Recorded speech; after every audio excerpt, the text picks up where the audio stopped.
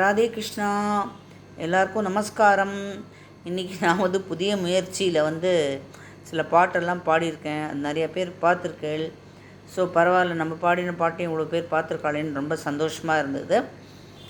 அதுக்கப்புறம் எங்கள் மாமா மாட்டு பொண்ணு இருக்கா. அவள் தலையில் அடிபட்டதுக்கு என்ன ரொம்ப வீர விளையாட்டெல்லாம் விளையாடிருக்கேள் போல இருக்கே அப்படின்னு கேட்டால், ஆமாம் தலையில் அடிபட்டால் அதாவது பித்தம் தெளியுமான்னு பார்க்குறேன் அப்படின்னு சொன்னேன்.